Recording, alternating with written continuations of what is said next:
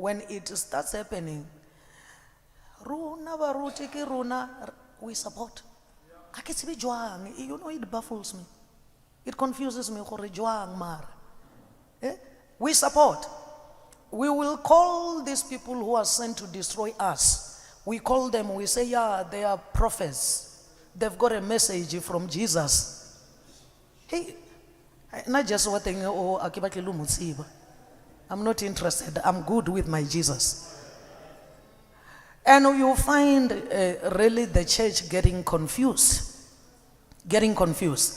and embracing something that is coming to destroy. You know, when I saw that here we are finished. There is not going to be church anymore because these people are removing people from church. And when I checked some of the pages that were spreading the message, then I saw what was hidden, which people were not seeing.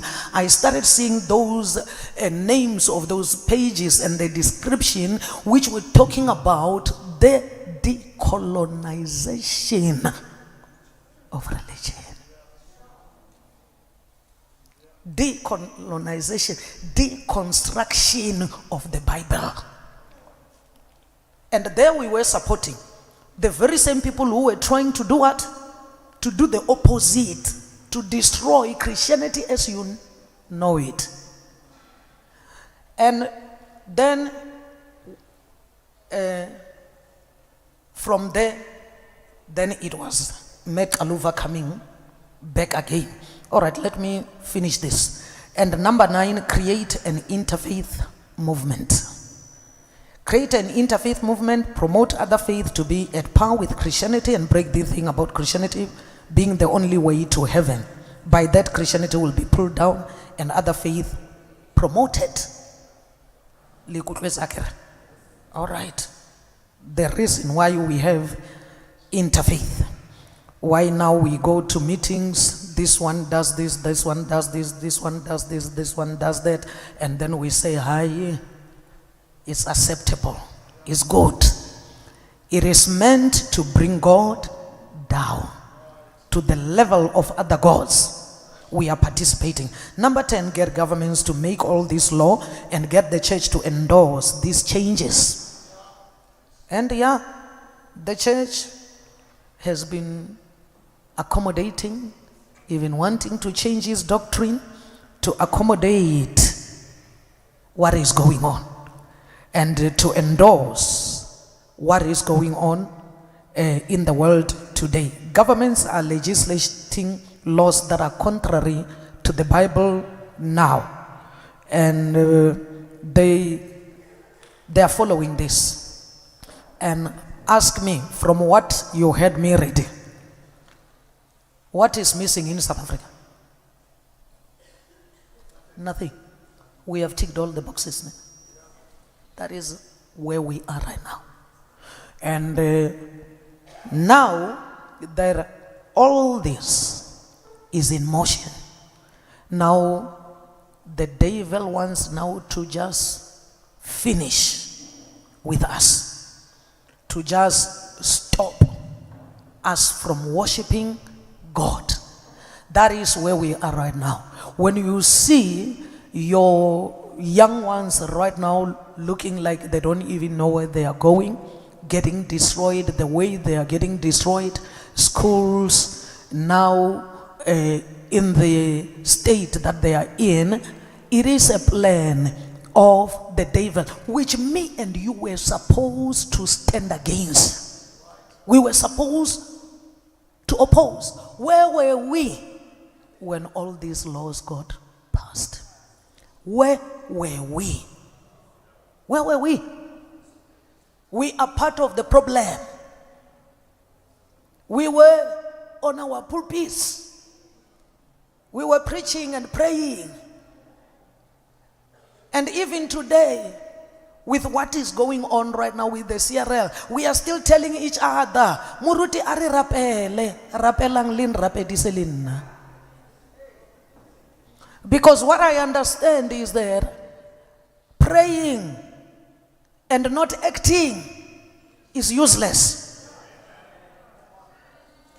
It is useless. We are people of faith. things will change and whatever. Okay, if we are so prayerful, why are we having this loss, this satanic loss ruling? We are passive, man. We are passive. And now, let me tell you this. The kingdom of darkness being strategic, the kingdom of darkness equips and places people in strategic positions. In strategic positions where those people now, they make decisions. And those decisions that they make will not favor the church. They will not favor you. They will not favor us. The decisions that they make will favor the devil. Hence we have what we have right now. The question today is, this has happened.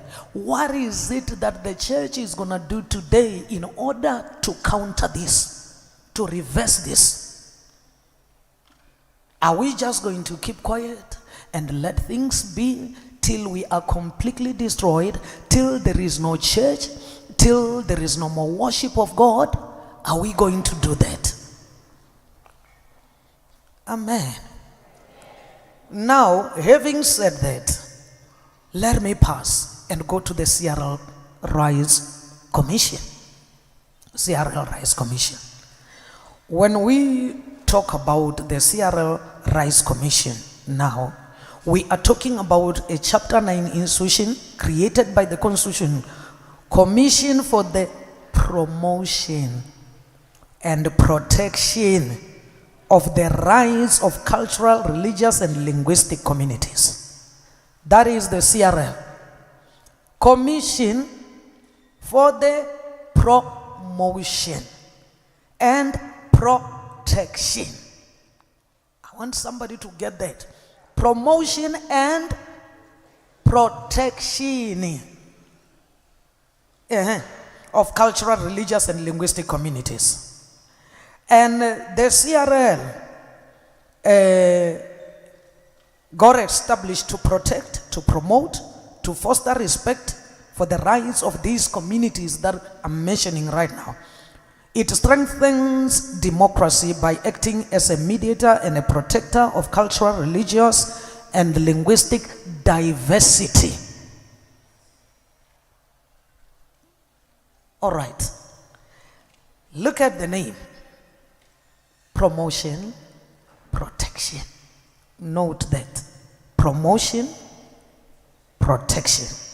The mandate of the CRL Rise Commission, according to the Constitution, is to promote, to protect religious, cultural, and linguistic rights, encourage tolerance and unity, to support communities in exercising their freedoms.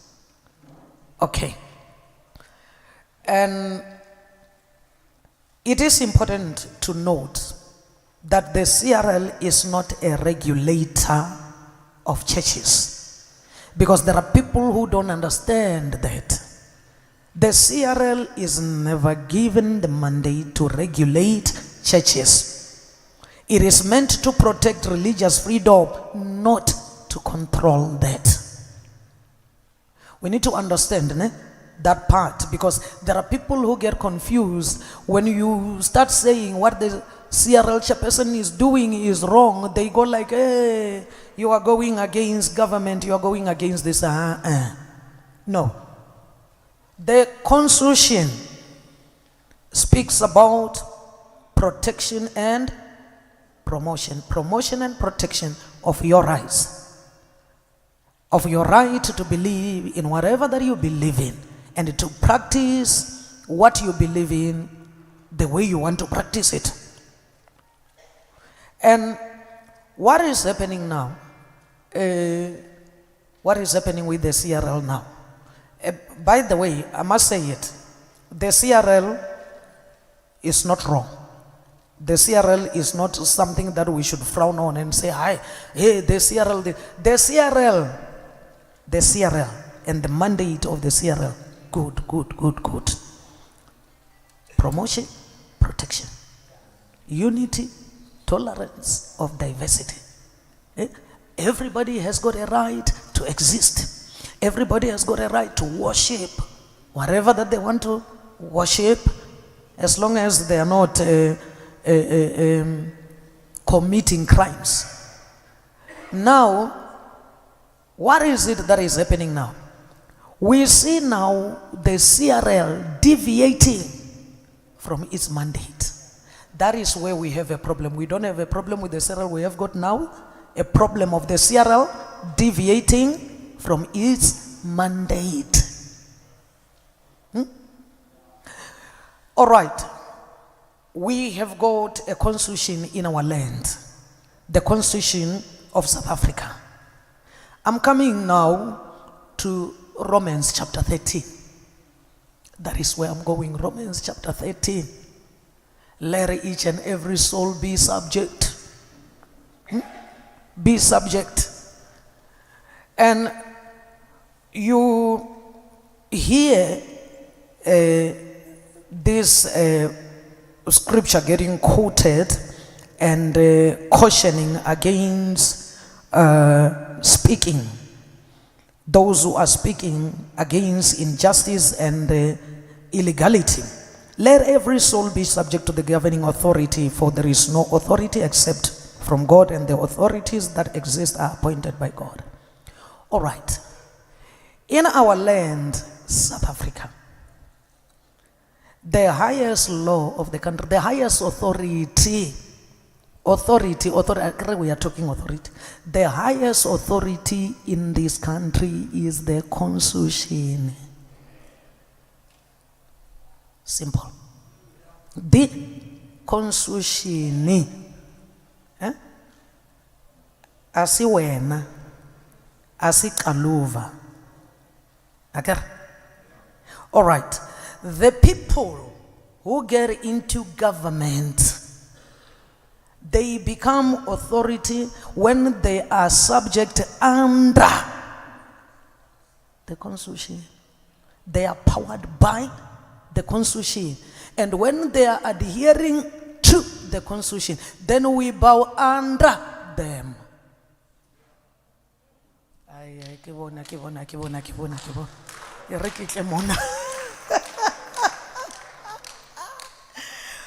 All right. Okay. Muruti, apostle, prophet. Bishop. Good. This is a good one. Bishop. As a bishop, she has people under her, pastors under her. And having pastors under her, she gives the mandate to those pastors. Those pastors are subject to her. They run the work of the church according to the mandate that she has given to them. And the people under those pastors, they listen to them because they are listening to her. Once your pastor gets out of the line, should the people listen to that pastor? They have to listen to you, to the higher authority. And even liwena authority yako itwako. Once you deviate from that authority, the mandate given by the higher authority, but who are under you, they are not bound to listen to you. Okay, I hope now it's simple.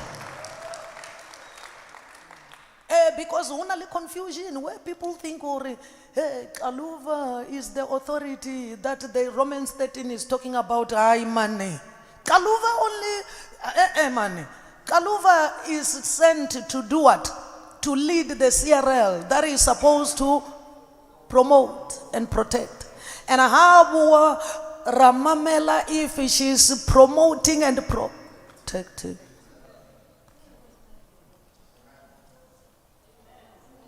But Kaluva Atlaka mandate wa like the mandate that we see now, research that is against the Constitution. Once we listen to Kaluva, then we violate Romans 13.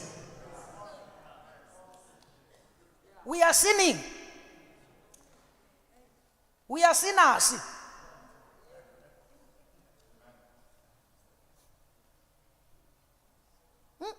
We are disobedient to the word of God.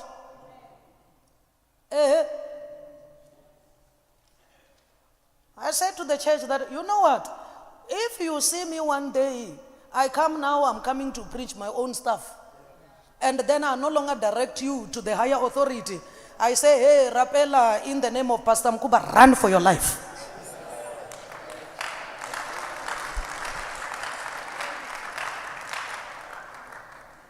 Okay. Hey, let me address this part. Because if you want confusion, misunderstanding, hey, let us not join. Kaluva is going against Romans 13. And the question is, how do we follow that and go against the Bible?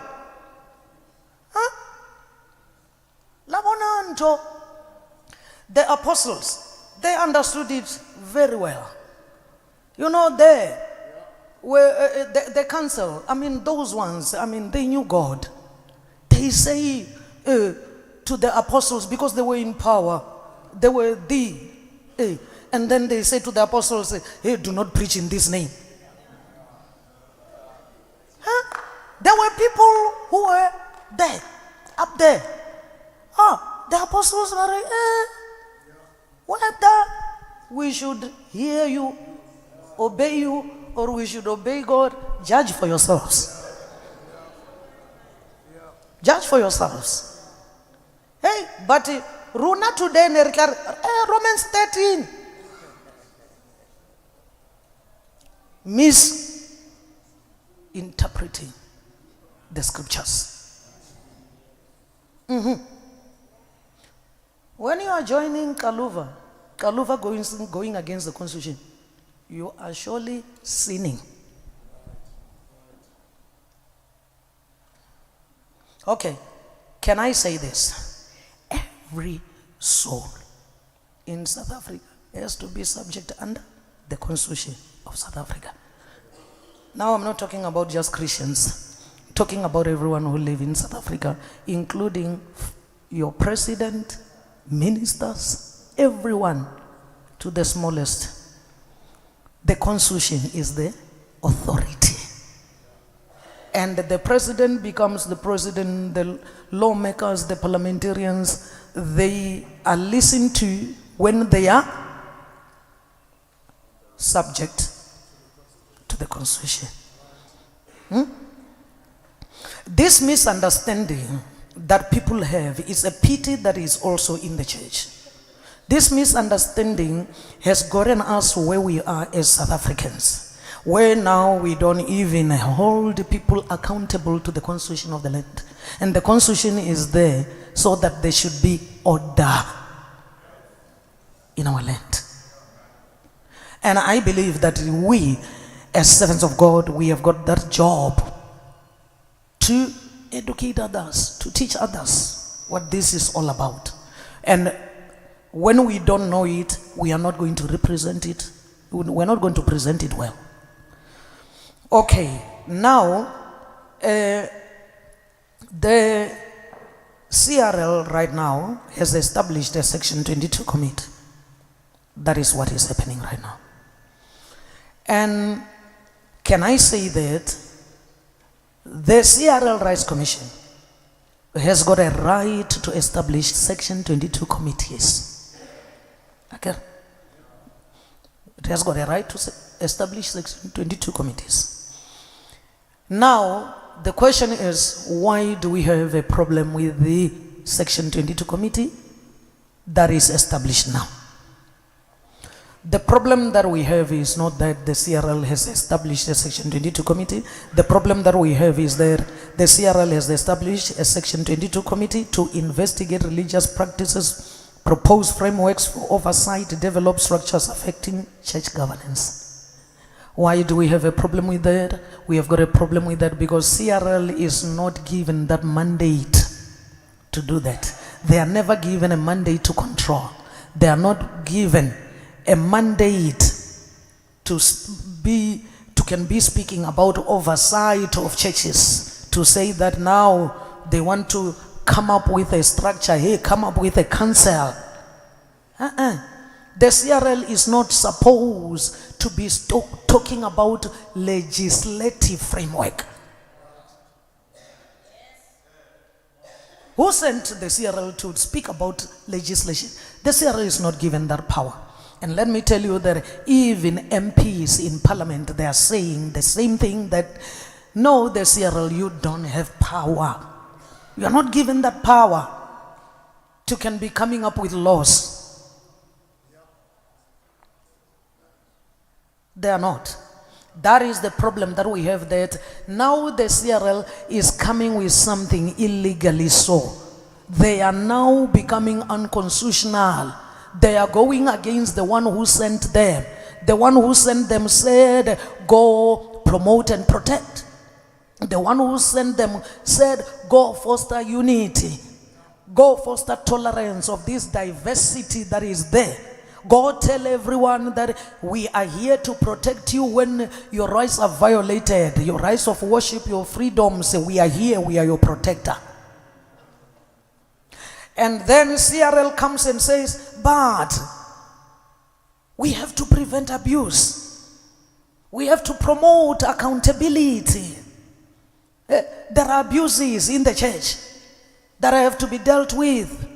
These people that we are sent to promote and to protect, now they are jumping up and down doing other things that we need to take care of. The answer is, CRL is not your job. Whereas the Constitution sent you to do this, the Constitution also sent others to do exactly what you are talking about.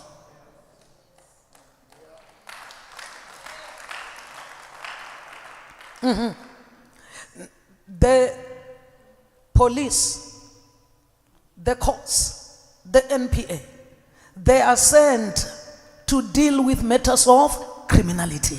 And they are highly equipped and highly resourced and highly financed to do exactly that. Not the CRL. We cannot allow this disorder of jumping off site, because that is what we see right now.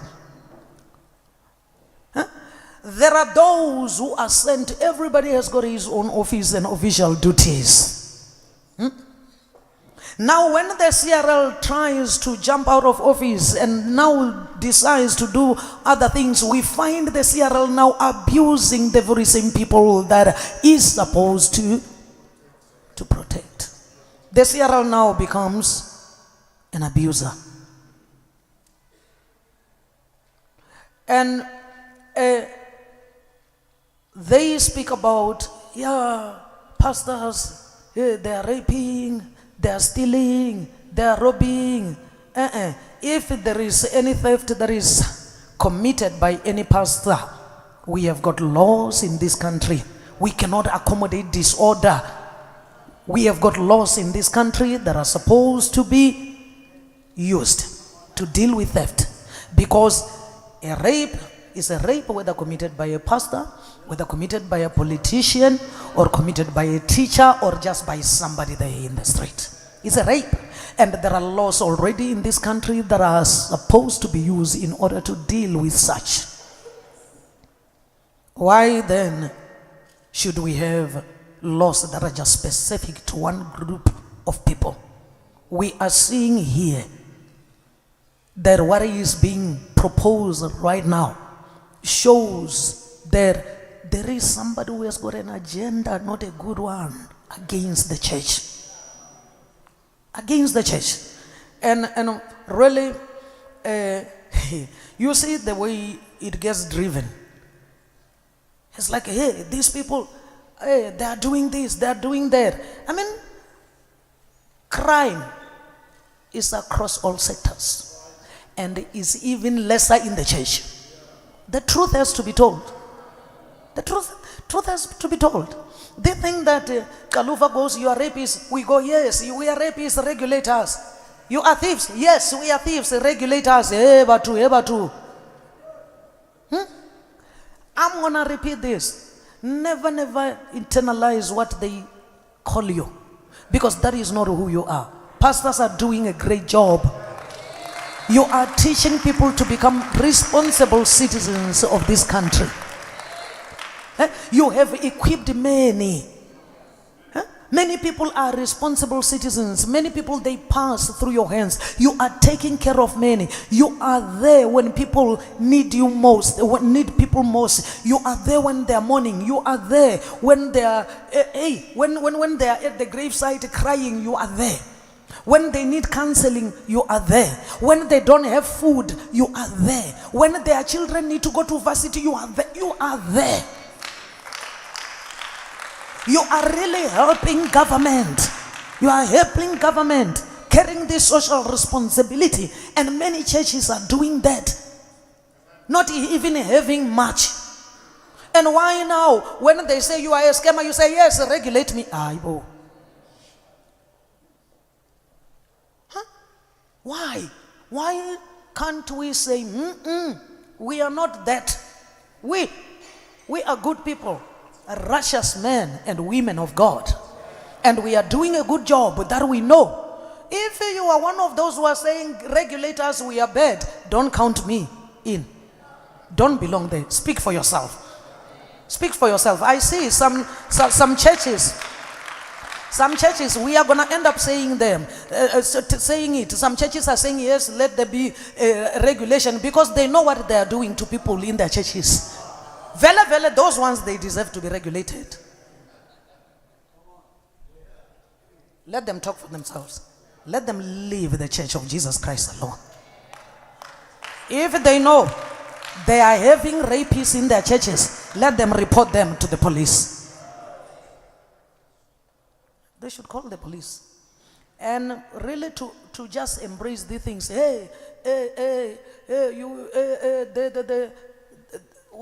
The visa manipulations and whatever, ISU report. Is it ISU? I always say it the other way around. SIU report. SIU report. Pastors. Hey, Mara, why do we get confused when Kaluva speaks? SIU report. It's not about the church, it's about Home Affairs corruption. Do you love corruption? We hate corruption. So it is about Home Affairs corruption. SIU report is not directed towards pastors, it's not directed towards church. It's not only pastors who get visas in other ways, it's also other people who are here in South Africa who have gotten those visas in a wrong way. So it's not about the church. And if the Home Affairs cannot deal with such matters, will they be dealt with by pastors? What do you know when about giving permits?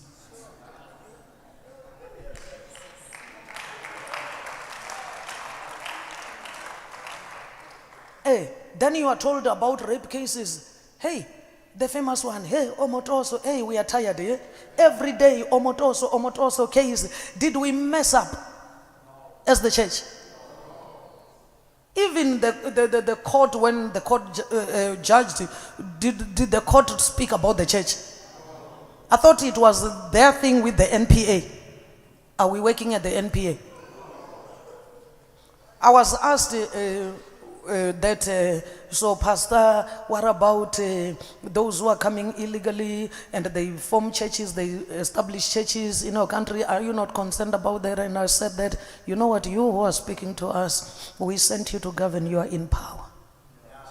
And now when you are coming to me with such a question, I get worried, because now are you sending me to go into that office and govern?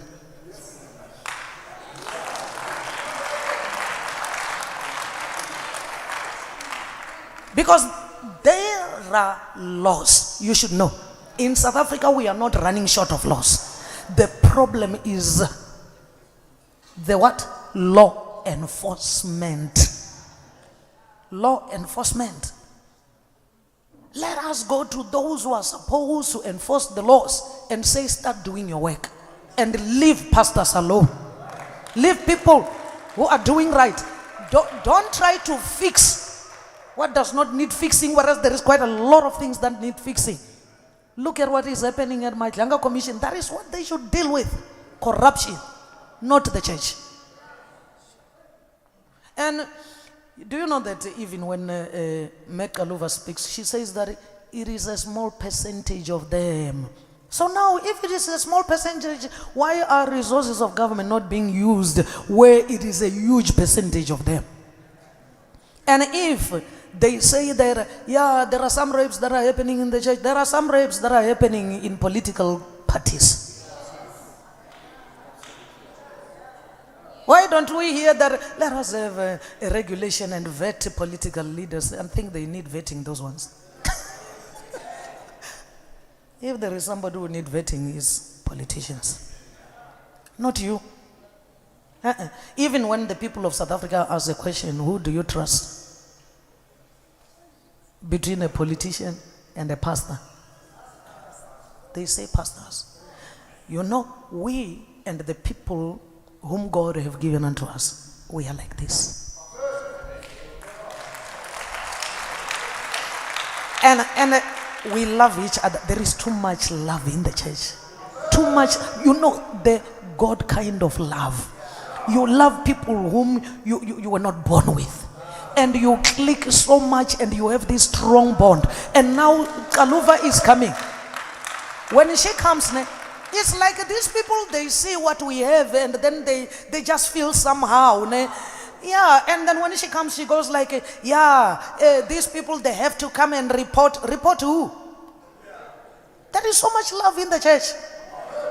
We love each other very much. Now we see the sowing of division. Like what they did in the schools now, where children are against their teachers. Now church members are being told, hey, come and report there. Report to who?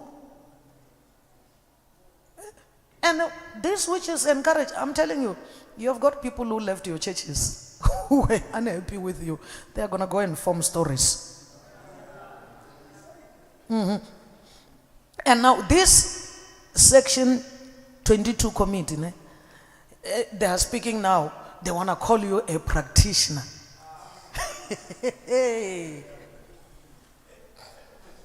You are a career person. You are like not called, but it makes sense when you look at that video. I don't know if it was shown, Pastor Masunyane, where the chairperson says that Sangomas have 100% calling. I win. Yeah? They have 100% calling. Again, so it makes sense that with you, you are a career person. That is why you only pulpit.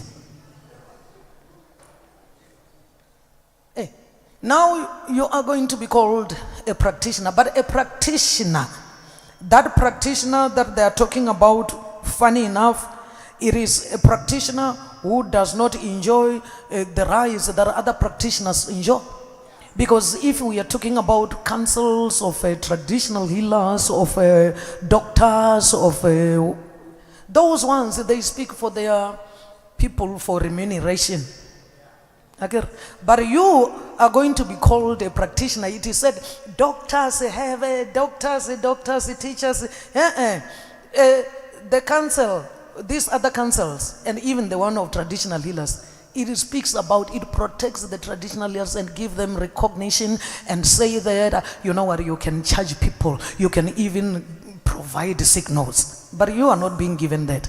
You, it is said there, when you become this practitioner and you have this council in your church, this is how you're going to run your church, and running it like there, you will have to be paid a reasonable salary determined by other people. When you are running your own private practice as a doctor, you determine your own fees.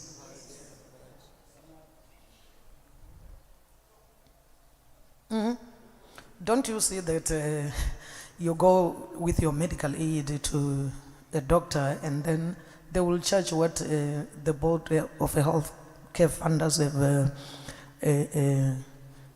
stipulated, but they are not bound by that. Afterwards, when you come back, there is another letter that comes that you are owing. There is a shortfall. They've got a right to do that. But it is said that you are a practitioner, but your practice is not your practice. You're a practitioner but without a practice. Langutlwana. A practitioner without a practice. A traditional healer has got his own ndumba. But you don't have a practice. A lawyer has got his own rooms. A doctor has got his own consultation room. He has got his practice. But you, a practitioner without a practice.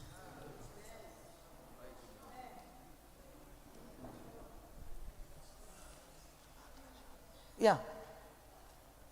That is the thing that we are told. You're a practitioner. And that is the thing that we cannot promote. I say that I'm not what you're calling me when it comes to the work of God. No. When it is said this is a profession, I say, I'm not a pastor by profession. I'm a pastor by calling. And I'm gonna add that yes, I'm a professional person. My profession, in fact, is two. I forget about the other one all the time when I'm speaking. I went to school, studied for 4 years, and became an educator. Profession number one. Studied at the University of Venda. I'm a teacher by profession, by the way. Teacher, but I only taught for a year. I'm a teacher by profession, qualified teacher, having a degree in education. And then I saw, I then decided that I want to become a psychologist. Then I went to vets and I studied psychology. And then I became a qualified clinical psychologist. That is profession number 2. You see? Career, professions. But when it comes to this one of being in the church, yeah, I came by calling. So I'm never going to be confused by what another person calls me. I will reject what does not apply. And really, I can never embrace that. Because the truth is, yes, professionally, I'm here. Calling, I'm here. I didn't wake up and choose, hey, I'm going to be, by the way, if I can tell you, me, I used to laugh when a person says, you're going to be a pastor. Oh, I